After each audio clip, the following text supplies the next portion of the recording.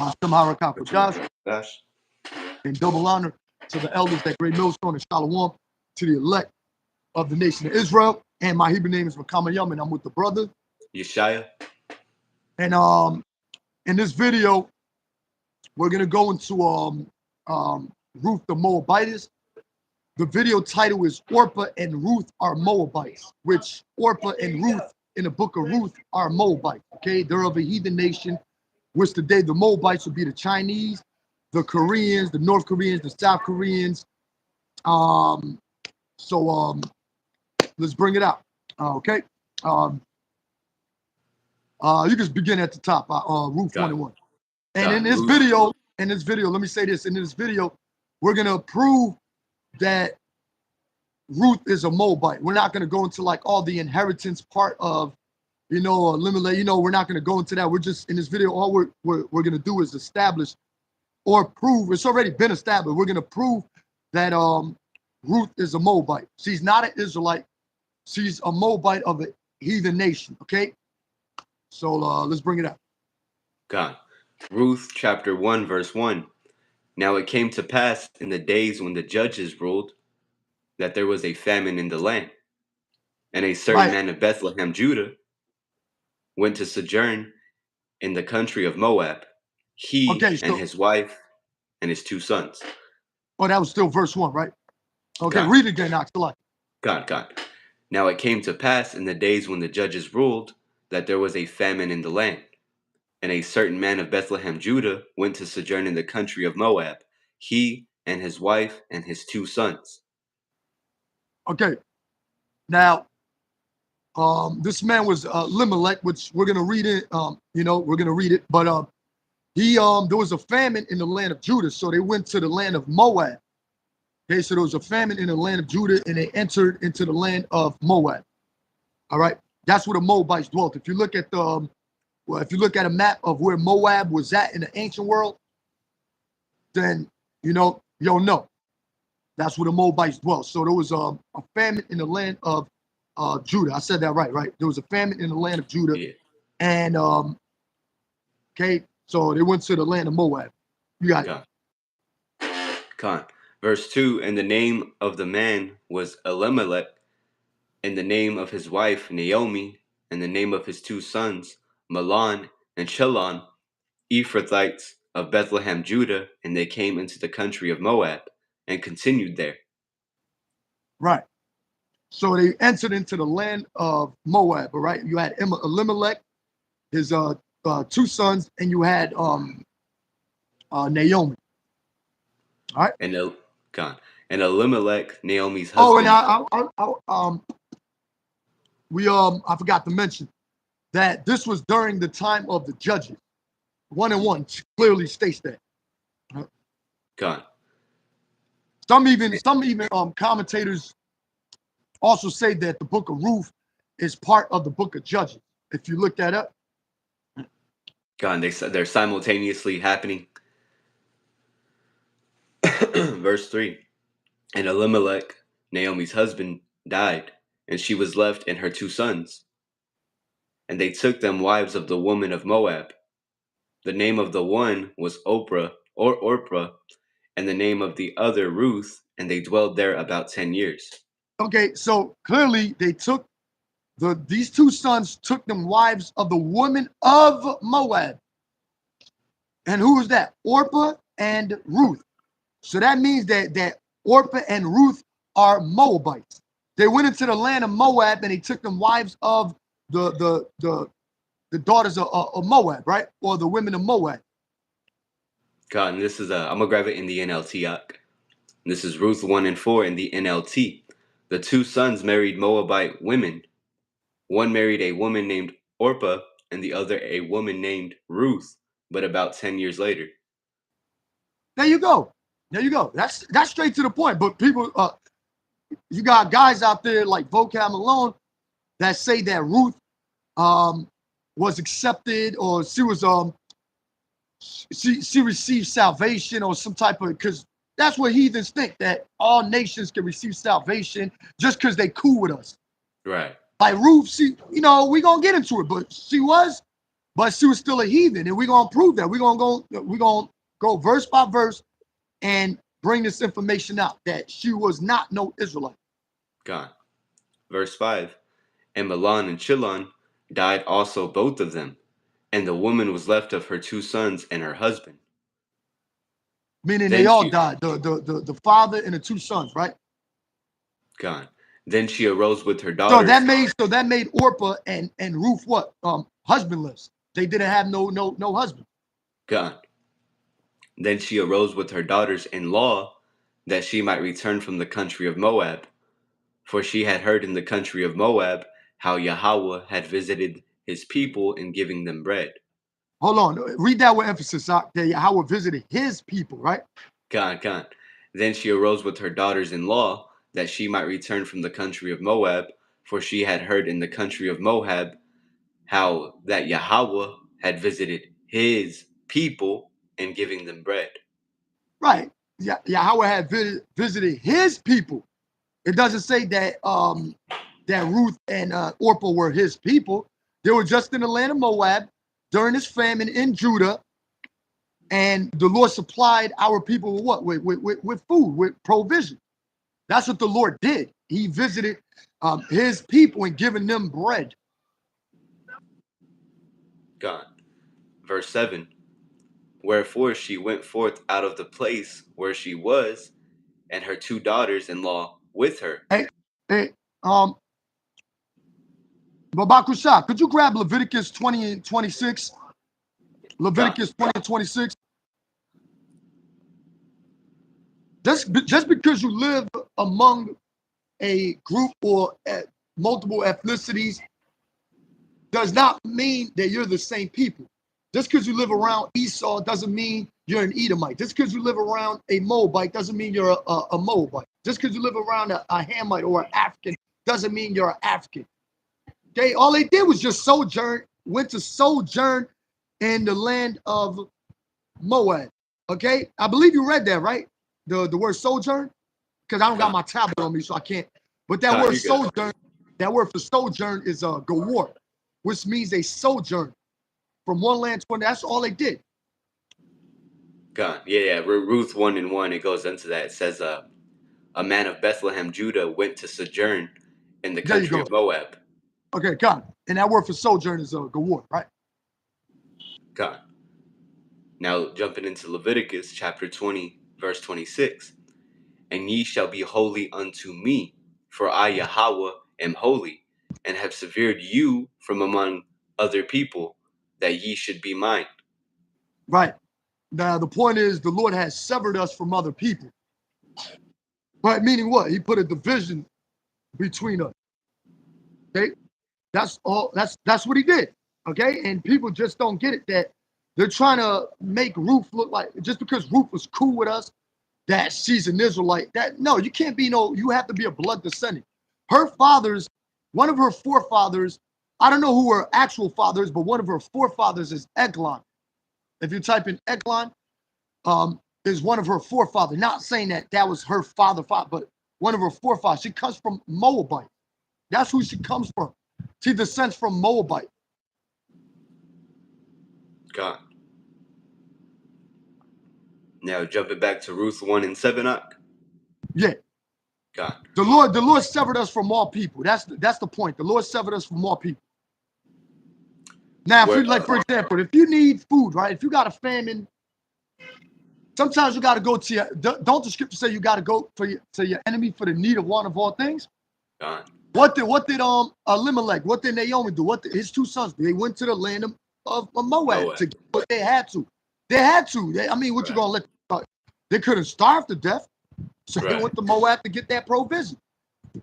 Huh? Just like whenever they had that famine in Jacob's or Salakia. Right. Jacob's son brother went down to Egypt. Yeah. Joseph's brothers came and visited him, and they didn't even recognize him. Yep. But continuing with Ruth 1:7, wherefore she went forth out of the place where she was, and her 2 daughters-in-law with her, and they went on the way to return unto the land of Judah. And Naomi said unto her, so they went back to Judah. Okay, Naomi, right? and Ruth, right? And Naomi said unto her two daughters-in-law, Go return each to her mother's house. Yahawah deal kindly with you, as ye have dealt with the dead and with me. What verse are you reading out? Verse 8. Okay. Yahawah grant you that ye may find rest, each of you and the house of her husband. Then she kissed them, and they lifted up their voice and wept. And they said unto her, Surely we will return with thee unto thy people.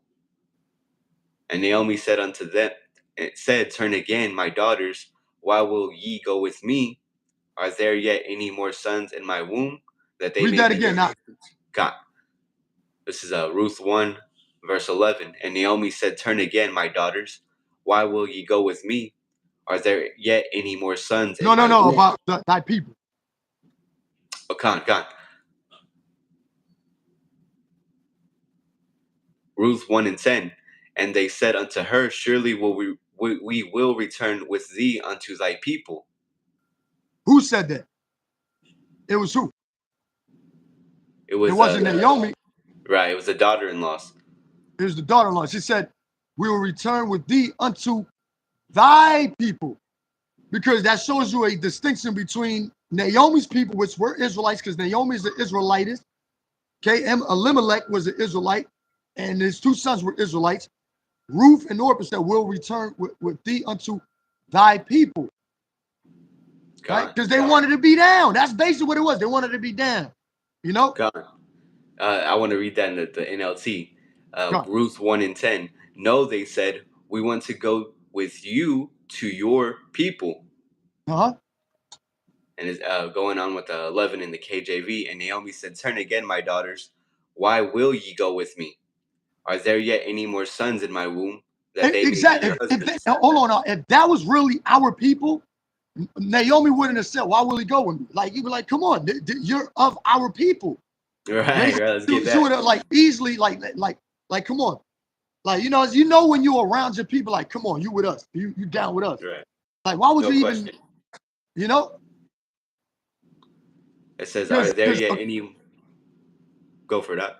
Oh, God. No, because according to the Bible, the way we treat an Israelite is different than the way we treat a heathen, in which we're going to go into the law, okay, in Leviticus 25. We know when we get to, like, Ruth chapter 4, or whatever, but we're going to, we're going to keep bringing this out little by little by little by little. Let it sink into your head, because some of these guys, some of these people are trying to incorporate heathen nations into the picture. You can't. It's the Lord. Look, Yahawashi didn't come to die for heathens. The Lord is not dealing with heathens. And can he show compassion and mercy to a heathen? Yes, he can, because he did it with Rahab the harlot. He spared her, right? He preserved Rahab the harlot. He didn't save her, because the word save can also mean to preserve.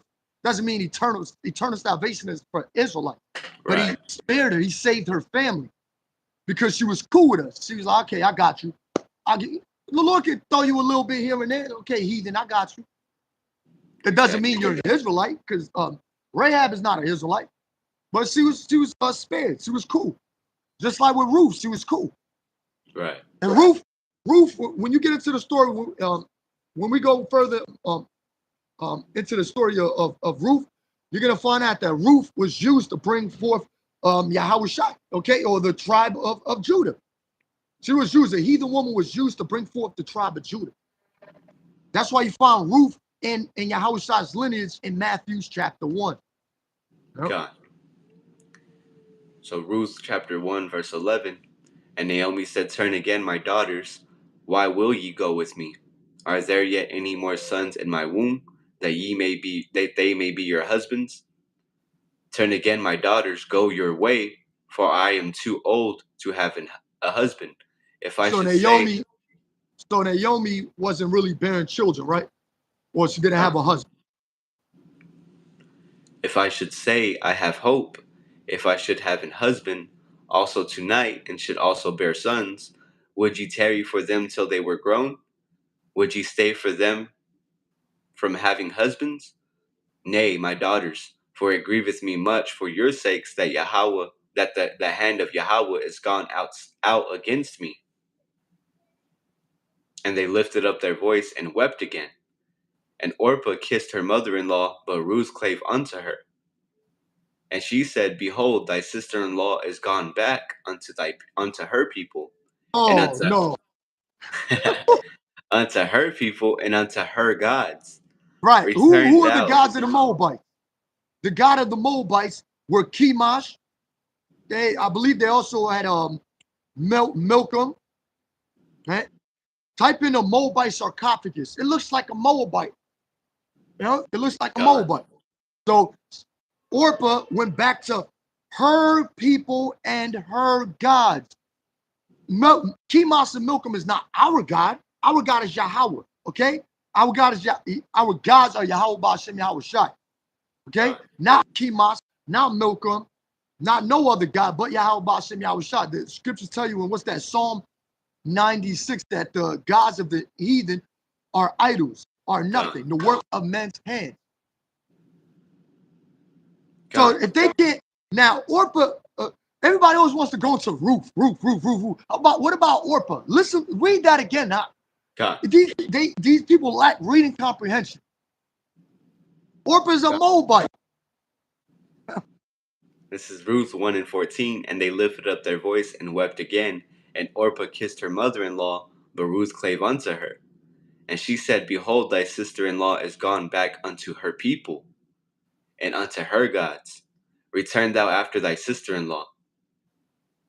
And Ruth said, Entreat me not to leave thee, or to return from following after thee. But whither thou goest, I will go, and where thou lodgest, I will lodge. Thy people shall be my people, and thy power my power. Where thou diest, will I die. And there... So she basically was like, you know, let me cling on to you. I like your people. See, it's like what you call let me try to word this right.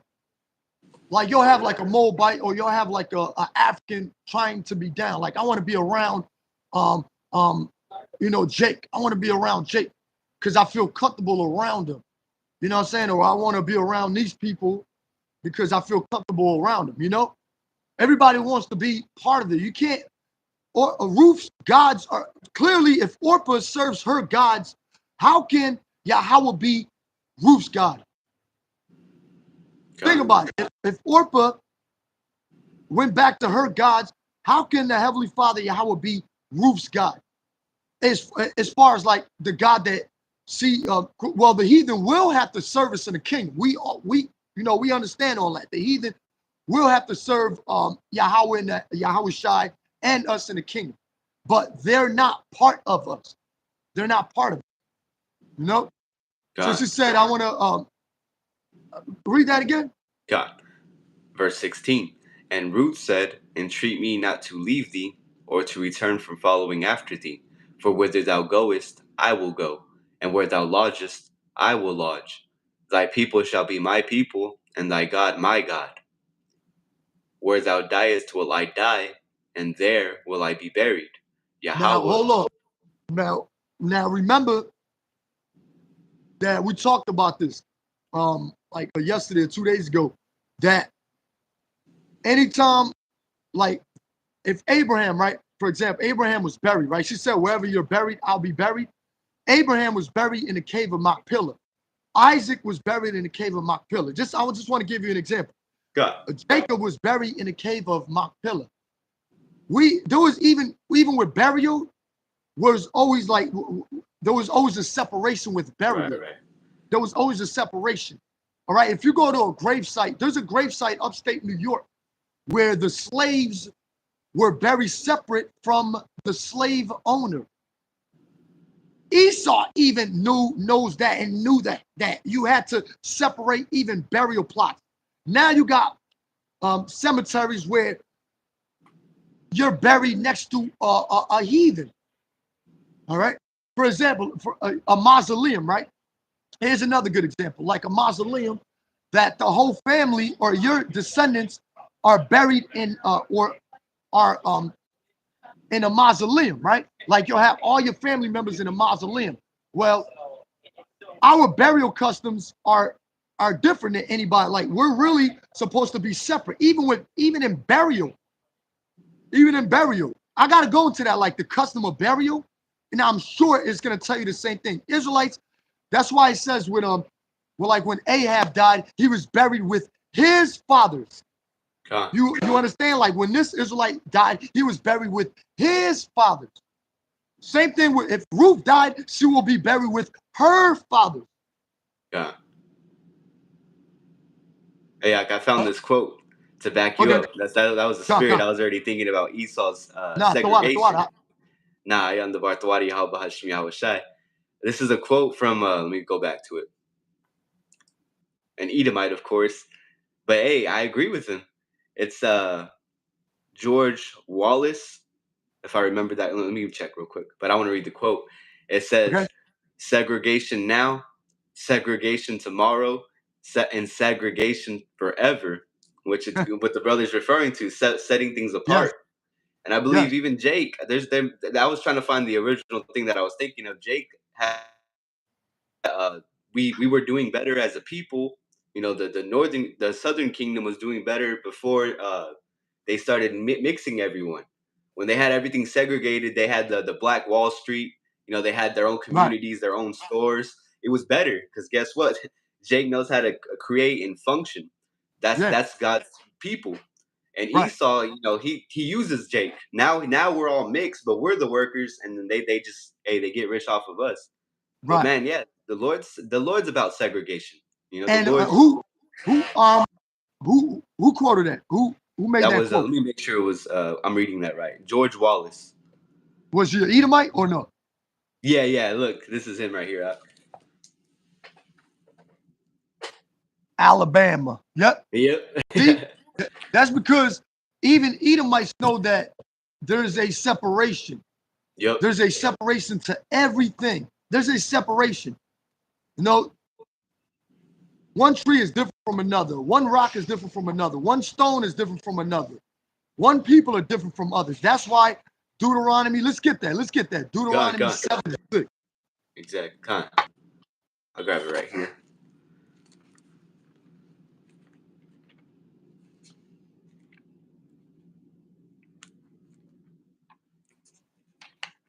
This is Deuteronomy chapter 7, verse 6. For thou art an holy people unto Yahawah thy God.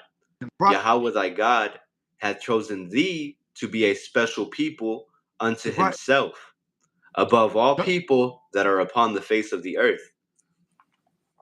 That's right. It says unto himself, and so that proves no matter what these other nations think, it's about what the Lord thinks. That's what people fail to recognize because they think they have that free will. They could choose who the Lord's special people are. The Lord told us who the special people are. Now we just got to accept it.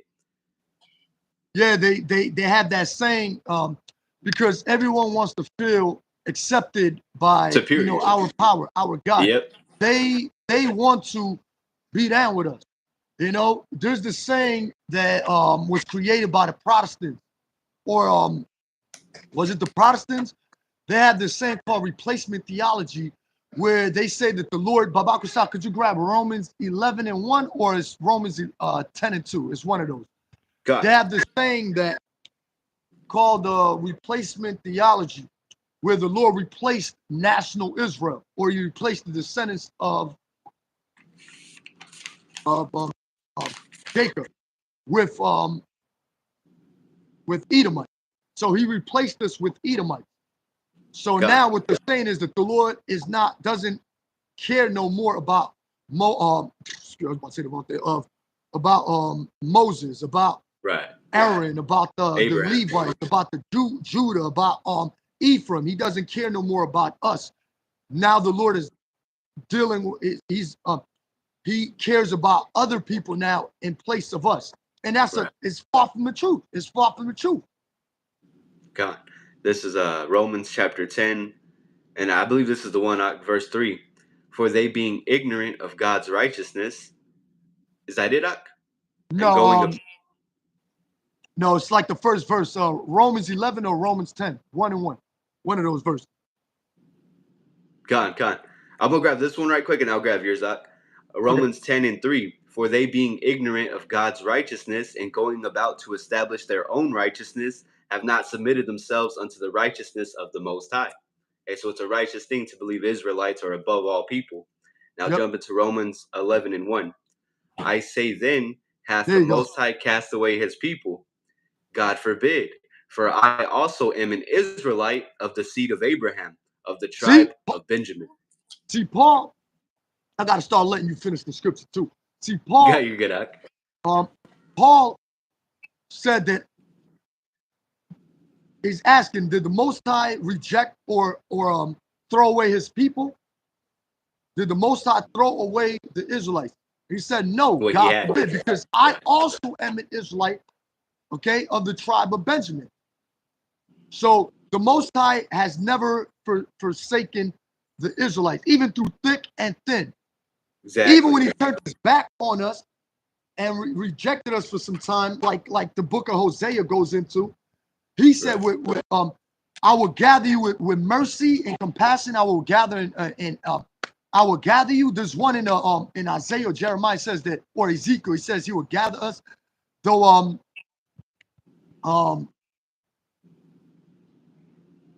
I have forsaken thee in a little moment, but with mercy I will gather you. I have forsaken you in a little moment, because us Israelites, we discontinued from our heritage. The Lord basically stripped everything away from us. It's like a father stripping away his son's privileges. Like, you can't have this toy. Give me. You can't have this. Give me. No, you're on punishment. That's what the Lord did to us. He punished us. I'm seeing if I can find this precept. It says, it's like a mentions moment in there. But there's more. But that's the one that comes to mind now. Let me see if I can search it. How do you describe it again? Well, in a little moment have I forsaken thee, but with compassion I will return and gather you.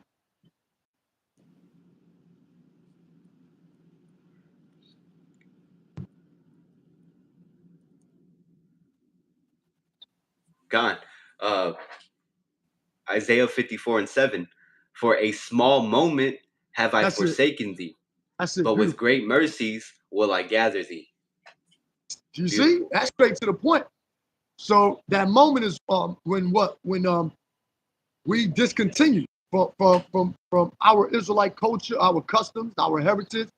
We weren't calling out here. When we got here on the shores of America, we came here to serve out our punishment and our captivity. We didn't come here on a cruise ship to lay back Paradise. And kick back in America. Yeah. So, that's what Esau came for, Exactly. We were called what? We were called black. We were given the proverbs and bywords. We were being called Hispanics in South America. We were being when the Spaniards conquered South America, or when the Spaniards and the Edomites conquered us as a whole, we were being called black. We were being called Hispanics. We were being called African Americans. And you know, in those names we still hold on to those names till this day. They're still strongholds, yeah. You know, Jake. Yeah. Some of our people are still asleep. And we understood how close the Father and the Son were, Yahawashi, how close they are. Here's Hebrews 13 and 8. Yahawashi Hamashiach, the same yesterday and today and forever. And the brother had quoted in one of our conversations earlier this week, meddle not with those that are given to change. Yep. You know, just yesterday or just on Friday when I was out camping, I had an Ephraimite bug out. He was changing up every fucking second. Like, I had to rewatch the clip, and I'm gonna upload it, Lord willing, just kind of trim up the camp video. But yeah, he was calling on all sorts of names, and you know, he was I perceive him to be an old bottle, because I would give him the name, and not even 5 minutes later, he's calling on a false name. which shows that he's you know, like how we're reading with Ruth, she clave unto Naomi. He's claving onto those false names. Exactly. He's being held back from the Lord. So, you know, but he seemed to humble himself. But hey, if it was all a front just for him to escape out of the conversation, because that's how these people truly feel. They don't want to talk about these things, especially if they feel as if you're bringing out information they don't understand or can receive. Or they get scared to hear, or they're scared of everything, all the information you're bringing out. But could you grab the one in Job 15 and 21? I love that one. Whether the NLT, NIV, GNT, KJV, whatever. Gone. Yeah, I'll grab ESV, whatever translation you want. Gone. This is how what the brother's about to read. This is what people feel when we're out there teaching. You said Job 15 and 21? Khan, yeah, yep. This is it. This is in the NLT. Job chapter 15, verse 21. The sound of terror rings in their ears, and even on good days, they fear the attack of the destroyer. The sound of terror reigns in their ears. Anytime we tell an Edomite he going into slavery, they're like, oh my God, please stop talking about this. Stop talking about this. Anytime we tell 2/3 to stop smoking cigarettes, they be like, anytime we tell a 2/3 to stop smoking cigarettes, they be like, man, I ain't got to hear what you got to say. I don't want to hear what you got to say. It's like a dreadful sound. It's like, damn. That's why they walk by the camp and say, shut the fuck up. I had people walk by the camp and tell me to shut the fuck up. Like the guy yesterday at camp, he's like, that's bullshit. Yeah. I'm like, come on back here. Come on back here. You know, let's talk. You know, it's a dreadful sound. It's dreadful means fearful. It's like, oh my God. These are even our own family members get like, oh my God, please stop talking about this Israelite thing. Stop talking about it. Exactly. Yes. I don't even go into deep things at the plantation, but these people have literally they show that they're irritated over the smallest things. Because I've had people tell me, oh, I just feel like punching you, and they mark it up as humor, but I know it's a demon, you know, trying to, you know, fucking scare me off. But I just stand there, you know, doing my job, and they act like children, really. They're quick to anger. But you made me think of this one out because of that Moabite that walked by. Proverbs 28 and 1. The wicked flee when no man pursueth. I thought about that one. I didn't bring it out, but I thought about it afterwards. But the righteous are as bold as a lion, and that's what it is. That individual that seen me at camp was just trying to argue that I should be more modest and quiet with it. He didn't want me bold as a lion. The Lord said otherwise. See, a heathen wants brothers to be soft-spoken. Yeah, you know, you got brothers out there they got like that 1992 Israelite spirit on them. Right. Meaning that if you look at back in like 1992 when you had Israelites over here in New York or wherever, you know what I'm saying? It really started here. Right. But if you look back, that was one West out there, right? And the way they spoke wasn't like they wasn't sparing nobody's feelings. That's how we gotta be. Yes. Like when I'm out there, it naturally comes out like, man, fuck you Edomites, fuck you heathens, fuck you too. I don't care, you know what I'm saying? Sometimes I want to like tone it down a little bit, not to please them, but you know, sometimes I gotta hold back certain you know what I'm saying? But I will let it be known, you know, lift up that voice like a trumpet. Didn't you tell me the other day, Isaiah 58 and 1? The reason why the Lord told Isaiah to lift up his voice like a trumpet, that shows you that Isaiah's voice was loud and powerful. It wasn't Isaiah, I believe you told me that. It wasn't like so my people like whispering. Like whispering, like some old Edomite voice. They fucking whisper like and they're soft spoken, like speak the fuck up, you know? Yeah, hey, I got a perfect precept to back you up. Psalm 55 and 21. The words of his mouth were smoother than butter. Right. That's the spirit of Esau. They're smooth with it. But war was in his heart, and that's why they're labeled the serpent. They're thinking of wickedness, but they act like they're innocent. His words were softer than oil, yet were they drawn swords. And a woman, hey, that's how women start to put on that front too. They be, oh, honey, and then the whole time they're trying to poison your ass. But it says his words were softer than oil, yet were they drawn swords. So really, these people are out to get us, but they're going to convince the simple-minded Jake, we're your friends. We're here to hold your hand. And though the hand join in hand, the wicked shall not go unpunished. Yep. That's right. Nah. Let's jump back to let's go to Ruth chapter 2 and start at verse 5. Gone. This is going to be Ruth. All we're doing in this video is pointing out that Ruth and Orpah are Moabites. Not just Ruth, but Orpah as well. They're Moabites. That's what we're doing in this video. We're not going to go into like the business transaction, the family and all that, because I still got to look that up. But now, as a brother mentioned, this is Ruth chapter 2 and verse 5.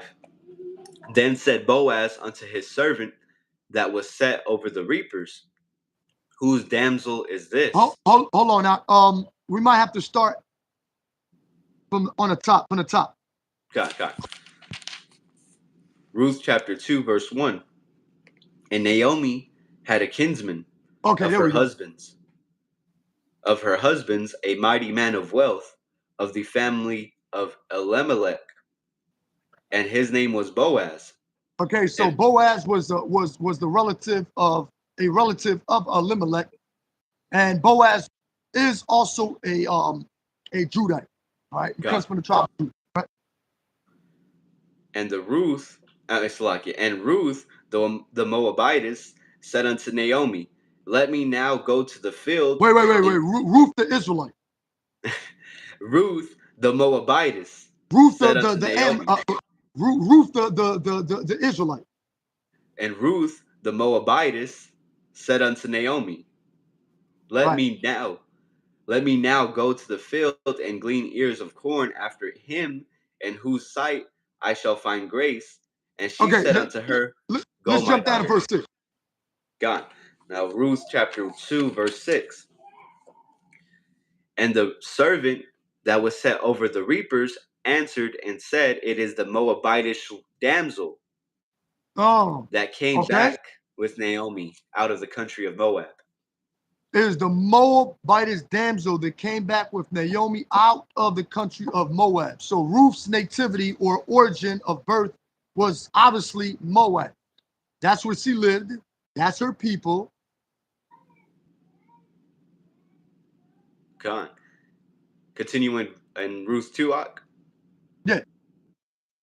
Verse 7, and she said, I pray you, let me glean and gather after the reapers among the sheaves. So she came and hath continued even from the morning until now, that she tarried a little in the house. Then said Boaz unto Ruth, hearest thou not, my daughter? Go not to glean in another field, neither go from hence, but abide here fast by my maidens. Let thine eyes be on the field that they do reap, and go thou after them. Have I not charged the young men that they shall not touch thee? And when thou art athirst, go unto the vessels and drink of that which the young men have drawn. Even with Boaz was like, he was compassionate with this female. I mean, even with a heathen, even though she's a heathen, she's not an Israelite, but he was compassionate. Right. You know, he was compassionate. He seen her of no harm, like no threat, like she was welcomed. Yeah. Even though she ain't no Israelite, but she was welcome. Like, yeah, okay. Exactly. We'll feed you. Because Jake is compassionate. He has what you call a conscience. Jake has a conscience. He's compassionate. He just doesn't go around. Well, these Jakes do because they're monsters. But we don't go back in the ancient world. Our forefathers, we have respect. Even with Abraham, he purchased a well from a Hamite, right? He purchased a well from a Hamite. You think he told a Hamite, yo, give me that well, motherfucker. This is my well. I'm gonna beat your ass up because you a damn Hamite. You damn Amorite, you damn Canaanite. No. Right. No, you gotta talk, it was more like business transaction. You have to know exactly how to speak to people, Exactly. Even when a man's ways please the Lord, he maketh his enemies even to be at peace with him, and that's what we do. Exactly. As Israelites, we're supplanters. Jacob means supplanter. We supplant everybody. Even he might be our enemy, but we're still supplanters. But Even a great example in St. John chapter 4, verse 9.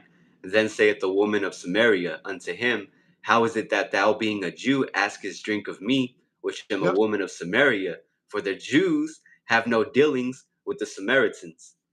So, hey, so Yep. Now, Yahawashi, yep. he's still, she was a heathen woman, but yet he just, he still was dealing with her. And that shows the sense of. Yeah, some Go for Jakes that. teach that the Samaritan woman was an Israelite. She's not an Israelite. Yeah, she just claimed to be an Israelite because you did have the tribe of Ephraim in Samaria that they were going to war, with the Judites or whatever, or the southern kingdom. You still had a remnant of them. We ain't gonna say because the scriptures do tell you that. But this woman of Samaria was a Hamite woman. God. Right? She was a Hamite woman. Right? And that goes back to the history with Second Kings. Right? God. Yeah, I want to grab this verse right quick. John 4:22 in the NLT. You Samaritans know very little about the one you worship, while we Jews know all about him, for salvation comes through the Jews. Well, really, Right. yeah, for the Israelites, beginning with the southern kingdom. But yeah, like the brother mentioned, I believe now, because this is something I personally deal with, I get confused with the Canaanite woman who was an Israelite, and then, of course, the Samaritan woman who was a heathen. Right. So that's possibly what brothers get mixed up with, which is Yeah, just because Satan messing with the brothers. reason why they say like Sakari, they teach like the Syrophoenician woman was the Canaanite woman. I believe that's Matthew 15, one of those chapters. I believe it's Matthew 15 that she wasn't an Israelite. She was a heathen because Yahawashi gave her like basically they say Yahawashi gave her like a crumb, like here I'll heal your daughter. That was like a crumb, but Yahawashi didn't come to heal. You're not going to find nowhere in the Bible. He came to heal other nations. Now you might say that Nathan, the leper, which they also believe that Nathan the leper wasn't an Israelite. All right, that's what they teach. I believe they teach that Nathan the leper wasn't an Israelite, but he was healed. Con, I mean, and it said that woman had faith, the so-called Canaanite. Yeah. Hey, these heathen don't have faith in Yahawah, BAHASHAM, Yahawashi. Right. But let's get back to Ruth chapter 2. And Syrophoenicia, there's one chapter calls her a Syrophoenician, and the other one calls her like a Canaanite, a woman of Canaan. That's because you did have Jakes living in the area of Canaan and Syrophoenicia. You did have Jakes living in that land.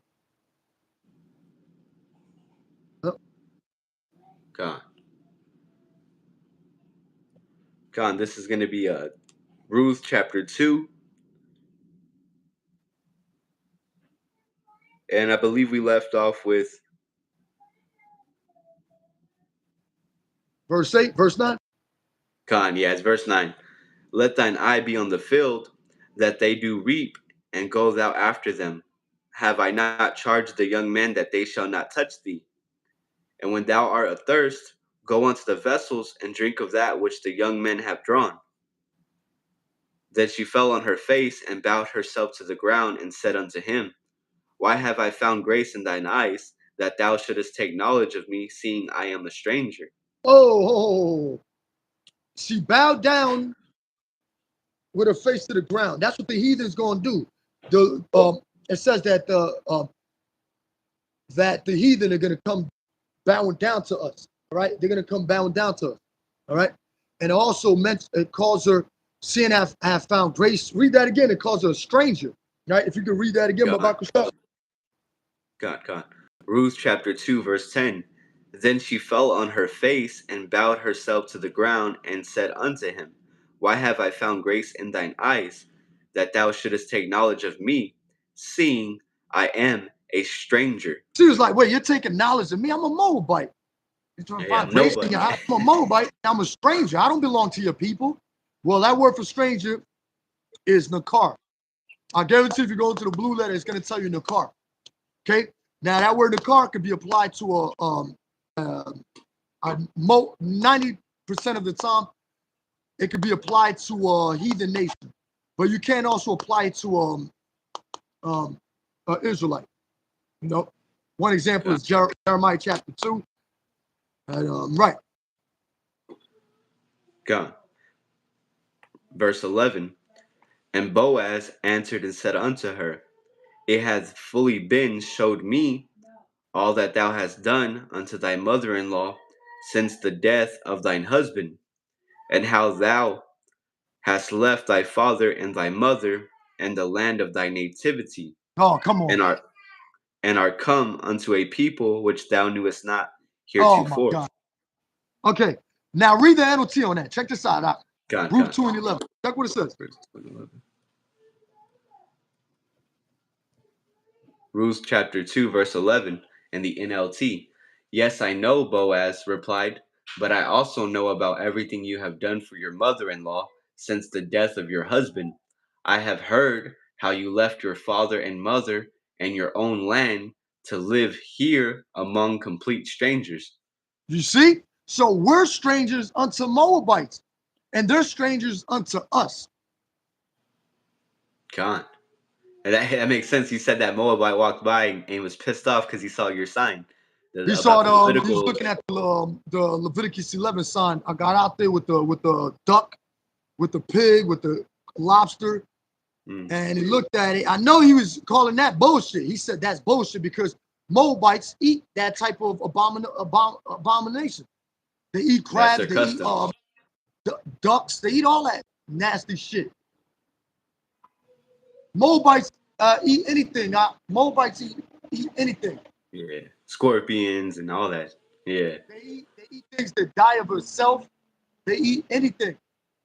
They eat anything. Okay, you got Edomites. They eat roadkill. Yeah, that's if you type in Edomite or type in roadkill, eating and cooking up some roadkill, I guarantee you multiple videos will pop up where they'll show you an Edomite taking a roadkill home, putting it in the trunk of the car, walking into the kitchen, into the house, chopping up a dead raccoon and making some raccoon stew. And this is great. You know, they season it and all that too, man. They got the raccoon on their head as a hat. They got the rabbit's foot on a keychain talking about this is good luck. That's some wickedness. Exactly. Now, exactly. Jumping back with Ruth 2, this is chapter 12. Yahawah. 2 and verse 12. Verse 12. God. Ruth 2 and 12. Yahawah will recompense thy work, and a full reward be given thee of Yahawah, the Most High of Israel, under whose wings thou art come to trust. Now that word for trust means that she was protected. If you can look into it, if you want, you go into that right fast. It means that she was protected. You know, it doesn't mean like she like the Yahawah is her God. That doesn't mean that. You know. To seek refuge, flee for protection, to put trust in, confide, or hope in. So she hopes that our power would have mercy on her. Exactly. Yeah. But it's never going to be to the extent that Israel will receive. Because at the end of the day, we're truly the ones who need that mercy. These Moabites have been thriving, to say the least. But this is Ruth 2. You know what the problem with people is? A big problem is that if they read, like, when you read a word, you can't just think that word means the same exact thing every single time. You can't do it. You got to know to extrapolate. Is that the correct? You got to know how to break it apart. Yeah. Right. You got to know how to break it apart. You got to know exactly. Okay, this is the definition. Like the word Gentile. The word Gentile just doesn't mean a heathen nation. It could also mean an Israelite, and we can back that up with precept. Okay? It can mean the descendants of Abraham and Jacob, but people don't understand that words. Some words are that word Gentile is like a universal word, right? It's like a universal. It can be used universally. You know, it just doesn't mean that just because it says Gentile in the New Testament that it means everybody. No, these are Israelites that were called Gentiles. You know. Right. Yeah, it makes sense too. The Lord said, "Make this plain upon tables." We're breaking it up. This is making it plain upon tables. We're breaking it apart and giving it to people, but they want it super dumbed down to where, like you said, they just use the word and take it for granted, like take it for a surface level. They don't look into it. They want that feel good message. Yeah, they want that everyone wins message. Like, how can you have all winners? But wait a moment, if the Lord came to die for Gentiles, why does Luke's chapter 1 says that we have to be saved from our enemy? Right. Who's the enemy? Those enemies are natural Gentiles that we have to be saved from. And we're not saved. Nobody's saved yet. Yep. Natural Gentiles and their wicked ass teachings, their gods, their habits, their smoking. They taught us that. They taught us to smoke. And another one, is man, what's the other one? Not Luke 1. It's Revelation 2 states that we're gonna have power over the nation. That word Gentile nation is interchangeable. So we're gonna have power over the nations, which that's a plural word, in the kingdom of heaven, which will be on this earth. So we're gonna have power over all people. Right? Come on. So how the hell can it be saved? I got it up. Yep. This is Revelation 2:26. And he that overcometh and keepeth my works unto the end, to him will I give power over the nations. There you go. So how the hell can nations receive salvation if we're going to have power over them in the kingdom? Right. No? Exactly. And he shall rule them with a rod of iron, as the vessels of a potter shall they be broken to shivers, even that's as I. We'll go for that. That's if they don't keep the laws. We're gonna be beating their ass over the head if they don't keep the laws. We're gonna correct them, right? We're gonna correct them, right? Like you think a Moabite is gonna be worshiping 𝐤𝐄𝐄𝐅 in the kingdom, right? Or but man, get your ass over here, right? God. If he tries to do that, we're gonna whoop his ass. All these religions, man, they're very confusing because it doesn't really go deeper than somebody just saying it. You know, like with brothers, man, we go into details, we break it down all from one book. You know, and of course we use things that this world offers that backs us up. But everything comes back to this book. The Quran, you know, they bullshit. They teach against themselves, really. The unholy Quran. The splitting of the moon. Yeah, man, splitting of moon. Muhammad was a damn pedophile. Like, he married a 6-year-old and had sex with Aisha when she was 9 years old. That's a fucking pedophile. They tell you that in the hadith. Yeah, Muhammad's life was it's very mystical. Book. Say that again. Yeah, the Quran has a bunch of myths, as well as you mentioned the moon splitting. They talk about like demons or fallen angels, and it's just a bunch of Greek mythology, really. It is, and a lot of stuff they got. They talk about hell there. Where they get that from? That you're gonna burn forever somewhere underground, somewhere under the ground forever. They got it from the Roman Catholic Church, which really we started that shit. Yeah. During the time of Constantine in 325 AD, we started that. But yeah, the Quran is bullshit. We can point so many things out. The same book that they say is has errors in it or mistakes in it, they use. The same book that says they say that Muhammad is written in, right? They say it has errors in it. Wait a moment, it has errors, but Muhammad's not written in the Bible. I mean, why even follow a book that you believe that has errors and mistakes in it? And that's what they say. Exactly. The same book they learned to fast and face the east. Exactly. Now, jumping back with Ruth. Yeah. This is chapter 2, In verse 11, and Boaz said unto her, It hath fully been showed me all that thou hast done unto thy mother-in-law since the death of thine husband, and how thou hast left thy father and thy mother and the land of thy nativity, and art come unto a people which thou knewest not heretofore.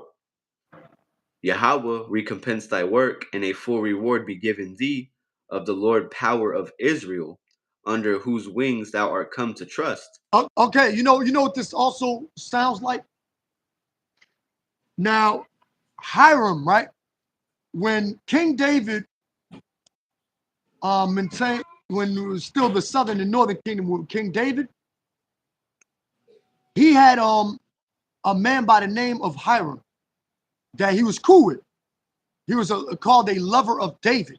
Hiram was called a lover of David, right?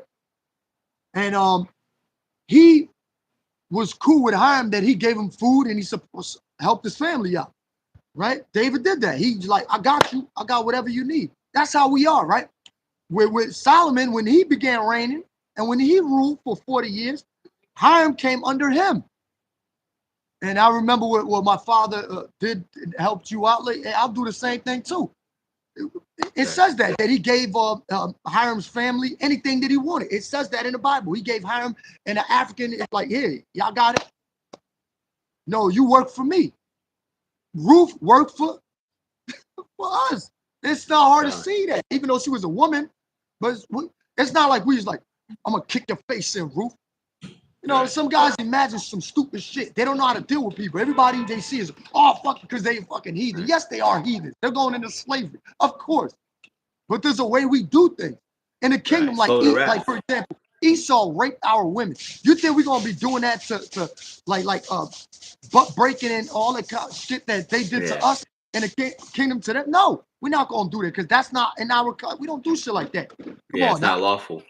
It's not lawful, man. The Lord had standards. That's what makes us special people. The Lord gave us standards. We got to follow. He gave us the code. You know, that's how Jake, the street code. Now we're about the biblical code. What is this? What does the Lord require of us? Not what do these streets require? That's a death culture. We go for it. In order, you're right. In order to be a ruler, you have to know how to rule. You got to know. You have to know how proper. You have to know all these things. You can't say I'm gonna be a king in the next world. You don't even know nothing on this side. You don't even know how to be rule on this. On this side, you want to be a ruler. You don't have no type of mercy or compassion. Solomon, which is Yahawashi, had compassion on a fucking heathen. But the Africans are going into slavery because it's prophesied that they got to go into slavery. We gonna fuck them up, and we understand that. But there's gonna be a level of, if you don't keep these laws, we're gonna fuck you up. Now Esau, that's a different. Now the Edomites are a different story. They're gonna 1,000 years of hardcore. That's why it tells you in Revelation that the rest of the dead live not again until 1,000 years were expired. These heathens, after that 1,000 years, that first 1,000 years, they're gonna be placed back in their land, and we gonna give them like food. We gonna cool. We're gonna govern, but they're gonna have to follow, and they're gonna be under us. You know. Exactly. Now this is jumping back with Ruth, chapter 2, verse 12. Yahawah will recompense thy work, and a full reward be given thee of Yahawah, the power of Israel, under whose wings thou art come to trust. Then she said, Let me find favor in thy sight, my Lord, for thou hast comforted me, and for thou hast spoken friendly unto thine handmaid, though I be not like unto one of thine handmaidens. Oh my God. Grab the Benson commentary on Ruth 2 and 13. Man. So jumping into the Benson commentary for Ruth, chapter 2, verse 13. She said, Let me find favor, or I find favor, for it is evidently an acknowledgement of the kindness she had already received, and not a petition for a further kindness. Though I be not like, that is, though I have not deserved it, being a person more mean, obscure, and esoterious than one of thine handmaidens, a stranger, and one born of the heathen parents, and not of the holy and honorable people of Israel as they are. So even that Benson commentary says she was born of heathen parents. Yes, she was. Right? Not like Beautiful. the holy people. See, the Lord got to, I mean, how the hell people just don't understand? She was a heathen. All right, she was a heathen. Now, let's stop right there. Go to Ruth chapter 4 and verse 10. Check this out. God, this is Ruth chapter 4, verse 10. Moreover, Ruth the Moabitess, the wife of Mahlon, have I purchased to be my wife, to raise up the name of the dead upon his inheritance, that the name of the dead be not cut off from among his brethren. And from the gate of his place ye are witnesses this day. Right. So now go to, it said Boaz purchased Ruth, right? It says that Boaz purchased Ruth. Now go to Leviticus 25. And this right here is the dagger right here.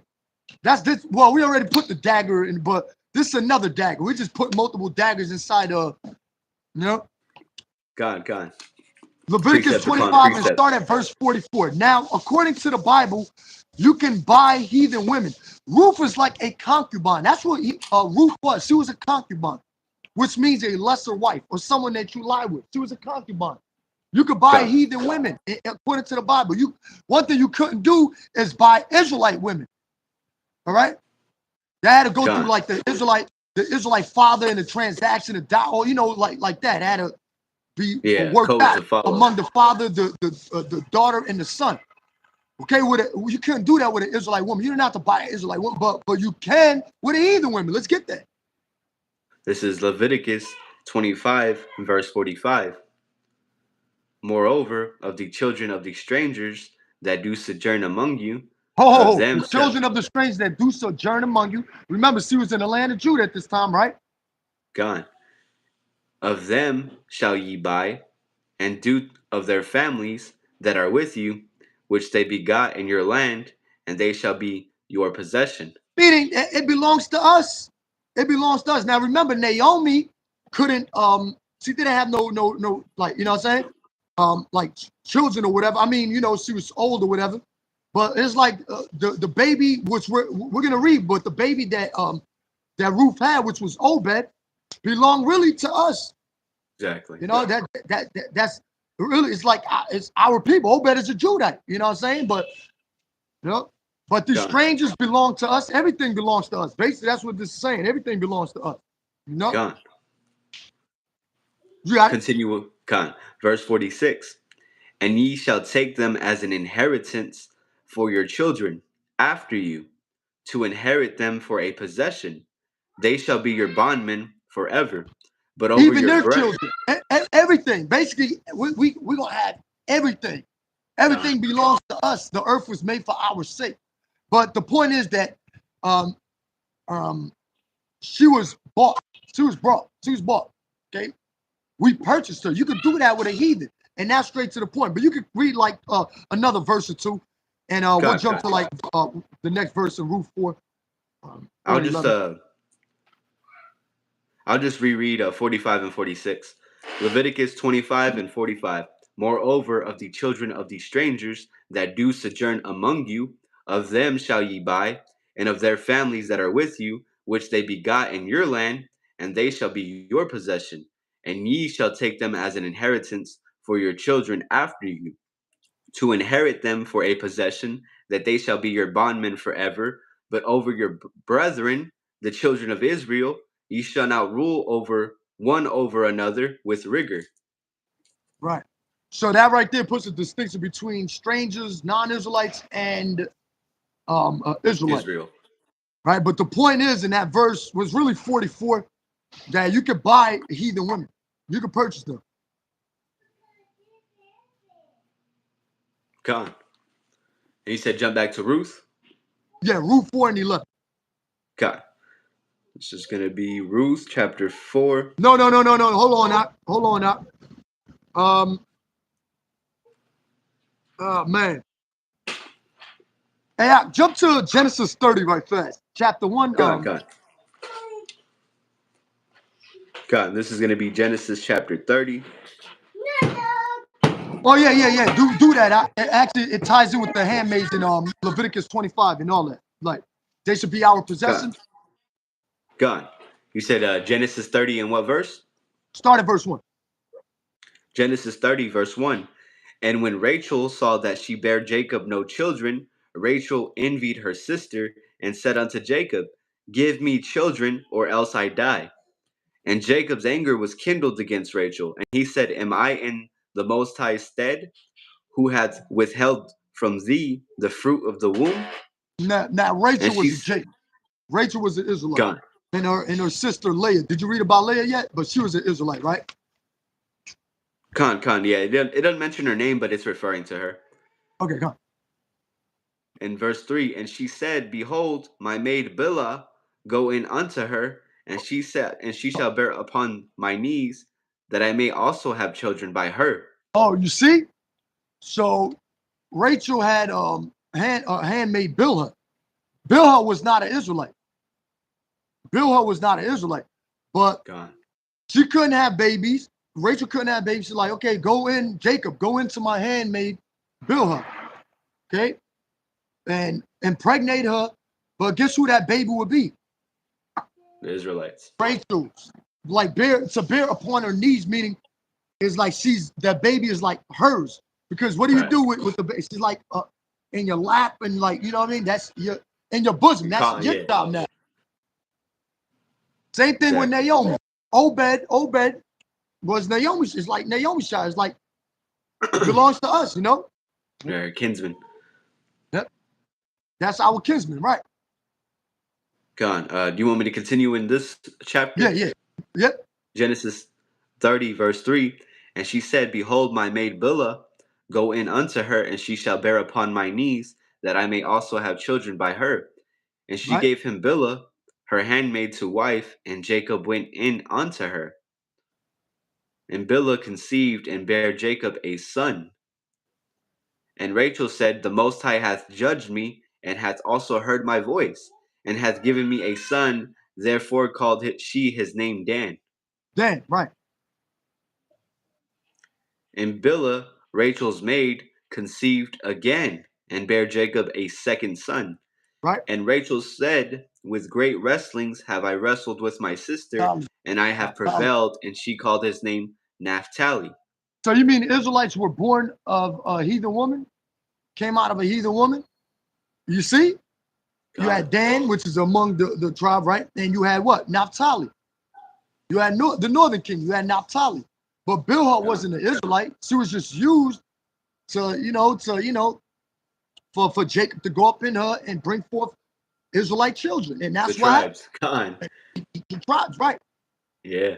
Just like the case we see in Genesis 46 and 20, where Joseph popped a Hamitic woman, but he had who? Ephraim and Manasseh. He had two brothers, Ephraim and Manasseh, who were heathen woman, right? You want me to continue in Genesis? Yeah, a little more. Let's go into Zilpah, the other handmaid that Okay. Verse 9. When Leah saw that she had left bearing. See, her too. Leah also, right? Yep. And she took Zilpah, her maid, and gave her Jacob to wife. That's another non-Israelite. Zilpah is not an Israelite. Bilhah is not, and Zilpah is not. And Zilpah, Leah's maid, bare Jacob a son. And Leah said, A troop cometh, and she calleth his name Gad. Yep. And Zilpah, Leah's maid, bare Jacob a second son. And Leah said, Happy am I, for the daughters will call me blessed. And she called his name Asher. There we go. You see? And that's the point. Beautiful. It doesn't matter if that's a heathen woman. Ruth is a heathen woman. I mean, how many times do we say it in this video? Damn, she's a heathen woman. Now, you can try to bring out points to prove that we're wrong. We'll bring out points to prove that we're right, because the scriptures say what it says. She was a Moabitish woman. Her origin of birth was on Moab. Her people, her sisters' gods were the gods of the Moabites. That's why everybody pays close attention to Ruth the Moabite. How about her sister Orpah? This bitch was a fucking Moabite. God. Hey, let's jump to Ruth 4 and 11. BAHASHAM, we about to wrap it up. God. Hey, this precept, let me grab it right quick. Bring it out. You got it. You got it. Joshua 24 and 15. And if it seem evil unto you to serve Yahawah, choose you this day whom ye will serve, whether the gods which your fathers served that were on the other side of the flood, or the gods of the Amorites in whose land ye dwelt. But as for me and my house, we will serve Yahawah, BAHASHAM, Yahawashi. Exactly. To cut these people, because these fake Jews, what do they claim? Oh, the lineages of the woman. Religion comes from the woman's side. Yep. It's backwards, man. That's all they've done. That's what they do. That's what they do. And yep. These are people that say they uphold the Torah. Now in the Torah, it tells you that the seed line is of the man or men. Okay? When you go to Yahawah's genealogy, let's get that right quick. BAHASHAM, let's go to Matthew chapter 1. Let's read 1 through 6. And I'll let you read the whole thing through. Without intervening. This will be Matthew chapter 1 and 1 through 6. The book of the generation of Yahawashi HaMashiach, the son of David, the son of Abraham. Abraham begot Isaac, and Isaac begot Jacob, and Jacob begot Judas and his brethren. And Judas begot Pharez, and Zara of Thamar, and Pharez begot Esrom, and Esrom begot Aram, and Aram begot Amminadab, and Amminadab begot Naasan, and Naasan begot Salmon, and Salmon begot Booz of Rawchaa. Boaz, that's Boaz. Boaz begot Obed of Ruth, and Obed begot Jesse. And here's the point, and Jesse begot David the king, and David the king begot Solomon of her that hath been the wife of Uriah. That was it, right? God. So Ruth is mentioned in Yahawah's genealogy. You see? A heathen woman is mentioned in Yahawah's genealogy. Now let's read on. Now, God. Back with Ruth. Yeah. We're about to wrap it up. We said 4 and 11. Ruth 4 and 11. Yeah. God. Ruth chapter 4 verse 11. And all the people that were in the gate and the elders said, we are witnesses. Yahawah make thee woman that is to come into thine house like Rachel and like Leah, which two did build the house of Israel, and do thou worthily in Ephratah, and be famous in Bethlehem. How did they build up the house of Israel? By conceiving. Yep. Exactly. Yep, taking in seed of an Israelite. Right, whether it was an Israelite woman or a non-Israelite woman, they brought through Israelite children. They brought, because the men were Israelites. Okay? God, I'll continue. Yeah. God, this is Ruth chapter 4, verse 12. And let thy house be like the house of Pharez, whom Tamar bare unto Judah, of the seed which Yahawah shall give thee of this young woman. Let's stop right there. Now, Yahawashi came out of who? Pharez. He came out of the seed line of Pharez. So, right? That's why he's also mentioned in Matthew chapter 1. God. So Boaz took Ruth, and she was his wife. And when he went in unto her, Yahawah gave her conception, and she bare a son. And the woman said unto Naomi, Blessed be Yahawah, which hath not left thee this day without a kinsman, and his name may be famous in Israel. And he shall be unto thee a restorer of thy life. And that's what Boaz was. He was a kinsman redeemer, right? God. And a nourisher of thine old age. For thy daughter-in-law, which loveth thee, which is better to thee than 7 sons, hath borne him. And Naomi took the child and laid it in her bosom, and became nurse unto it. You see, it was like her Obed really belonged to Naomi. Like, it's my child. You know what I'm saying? Yes, a heathen woman that came out of a heathen woman, but look, this is my child. Obed is a Judite. That's a Judah. That's Yahawashi came out of that lineage. God. So the Lord, what he did, he's preserved, you know, he allowed Ruth to live. Cool, but she's not an Israelite. It's simple as that. She ain't no damn Israelite. Huh? Verse Naomi is 17. an Israelite. Exactly. So once again, I'm going to jump up. Verse 16. And Naomi took the child and laid it in her bosom and became nurse unto it. And the woman, her neighbors, gave it a name, saying, there is a son born to Naomi. And they called his name Obed.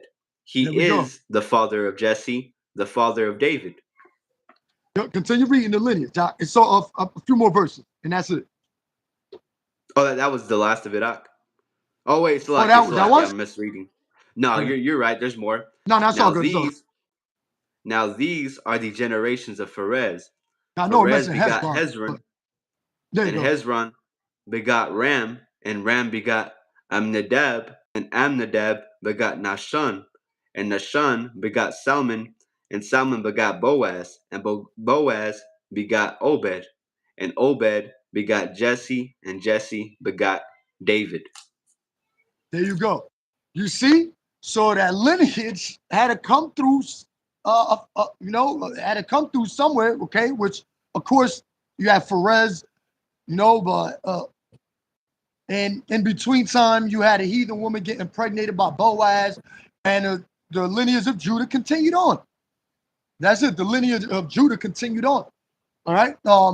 And I believe it says Perez had Hezron. Right. If you look up Hezron, that's a family of Judites. You had multiple Judite families. This wasn't the tribe of Judah. You had multiple Judite families. Like Yahawashi comes from the Hezronites. That's his side of the Judite family that he comes from. David comes from a Hezronite. I believe Hezekiah, King Hezekiah, comes out of a Hezron. That's why he was a righteous king too. Hezekiah, even though he might have did a little here and there, bullshit here and there, but I believe, if I'm correct, he comes out of the Hezronites as well. God. You know, and yes, you can get deeper into the lesson. You can go into more. Babakusha, could you look up surrogate mother? God. We forgot to look that up. Surrogate mother. Because Naomi was a what you call a surrogate mother.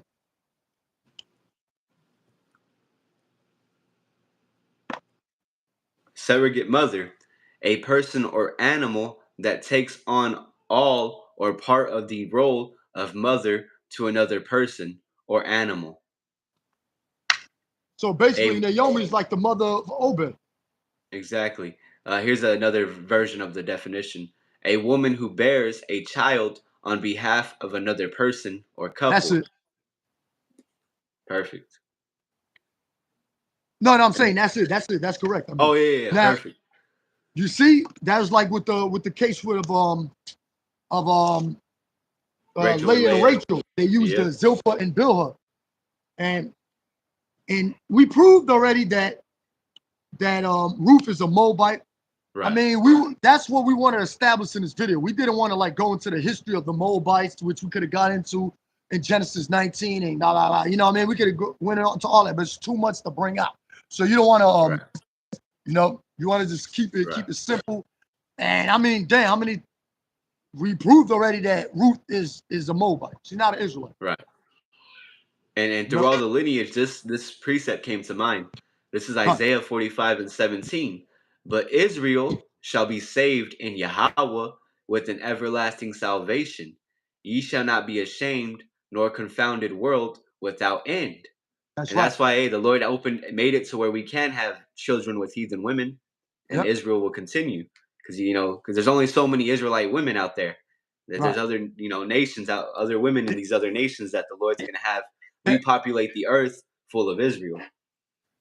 That's why the Lord did that, because he knows that the Israelite woman, she has a nasty ass attitude, and sometimes you gotta go to the heathen women to pop her and impregnate her to preserve the lineage. You can't dwell with no fucking brawlers Israelite women. She's like nagging and just yapping all day long. And we don't want to hear that. We don't want to hear that. So we'll go deal with the heathen women, because heathen women, they could cook, they could clean. Yep. I'm not saying all of them, but a lot of the majority of them can cook, clean. They're more willing to submit. Exactly. A heathen woman is more willing to submit. Well said. And brothers always go into it, but that's why you got passport bros. That term, passport bros, you know, Israelite, they can go out to these other countries and stay out there and bring back a woman, you know, from out there. That's a wise thing to do. Like the brother said, a lot of these women in the Western, you know, the Western culture, they've been deceived, you know, to put it in the least of terms. They've been beguiled by the serpent. All right, so Lord willing, you brothers are edified. Somebody must have been playing on a comment board, on a board, not the comment board, on the board. It shows somebody viewing, somebody not viewing, somebody, you know, whatever. It's all good. But with that, I want to give all praise. We want to give all praise to Allah. We want to give all praise, glory, and honor to Yahawah, BAHASHAM, BAHASHAM, Qadash. Hey, call HALALYAM, Yahawah, BAHASHAM, Yahawashi, BAHASHAM, Qadash. SHALAWAM.